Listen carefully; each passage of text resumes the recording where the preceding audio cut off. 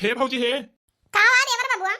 हम एक लड़की से बहुत प्यार करी भौजी, ओकरे बिना हम ना जी पाई, ओकरे बिना हम मर जाब। अरे हे देवर बाबुआ, मारा जिया जी ने ओकरे घरे वाले से बात कर लिया, शादी बियाह कर लिया, बारात लेके जा दुआरे पे बढ़िया से बियाह करके लेके आवा धूमधाम से। दुल्हन का करे मर जी जाबा। अरे भौजी का बताई तू से हम, ओकरे परिवार वाले तो मान जाई हैं, लेकिन ओकर एक बहन यहाँ बड़ी उ ना माने, बड़ी हरामी यहाँ कुकुर यह तो ना माने। ए देवर बाबुआ अगर ना मानी है ना तो कहूं भाग पर आ जाए लड़की और का करे। ठीक है भौजी, फिर हमारे ऊपर छोड़ दिया, हम लेके भाग जाबे। अम्मा बाबू का संभालियो, फिर तू हम चल आई, फिर भौजी ध्यान रखियो हमार बात। बतावा राम का मर्जी इतने जोर खाम होता है, हम अकेले गोहू काटा तही केहू परानी अक्का जने बूढ़ा हरे दे खानी ना है वहीं तक खेते मां। वाह देख ले के होगा फोन आवे लाग। हेलो हां अम्मा पाए लागी। हां गोड़ बाद में धरी तो हर देवरवा हमार छटकाई बेटी वाला के भागी गवा।